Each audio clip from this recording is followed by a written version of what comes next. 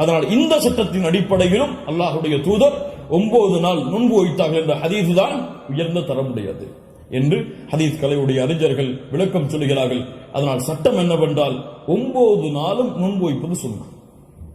யாருக்கு இயலுமோ யாருக்கு முடியுமோ அவர்கள் துல்ஹஜ் மாதத்துடைய முதல் 9 நாட்களும் நோன்பு வைப்பது சுன்னா. 10வது நாள் நோன்பு வைப்பது ஹராம்.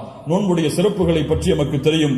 அல்லாஹ்வுடைய பாதையில் ஒருவர் அல்லாஹ்வுடைய முகத்தை நாடி ஒரு நாள் நோன்பு வைத்தால் பஅதல்லாஹு வஜ்ஹஹு அனின் நாரி 70 ஹரீஃபா. ஹரீஃபா என்றால் ஆம்.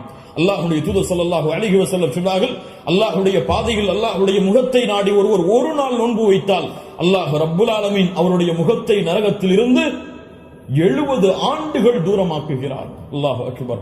அல்லாஹ் ரப்புல் ஆலமீன் அந்த பாக்கியத்தை நமக்கு கொடுப்பானாக. அல்லாஹ்வுடைய தூதர் ஸல்லல்லாஹு அலைஹி வஸல்லம் துல்ஹஜ் மாதத்துடைய முதல் 10 நாட்களில் வரக்கூடிய யௌம் அரஃபா, அரஃபாவுடைய தினத்துடைய சிறப்பை பற்றி சொன்னார்கள். மா மின் யௌமின் அக்ஸர மின் அய்யுஅதிகல்லாஹு ஃபீஹி அப்தன் மினன் நார் மின் யௌமி அரஃபா. அல்லாஹ் ரப்புல் ஆலமீன் அதிகமான நரக விடுதலையை கொடுக்கக்கூடிய நாள் அது அரஃபாவுடைய நாள் தான்.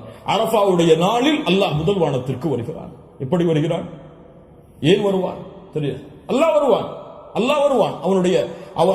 அவன் விரும்புகின்ற முறையில் அல்லாஹ் வருவான். என்ன செய்வான்? கேட்பான், மா இவர்கள் எதை விரும்புகிறார்கள்? மா அராத ஹாஉலா, இவர்கள் எதை விரும்புகிறார்கள்? வேறொரு ஹதீஸிலே அல்லாஹ் ரப்புல் ஆலமீன் அங்கே கூடியிருக்கக்கூடிய எல்லோருக்கும் அல்லாஹ் மன்னிப்பை வழங்குவான்.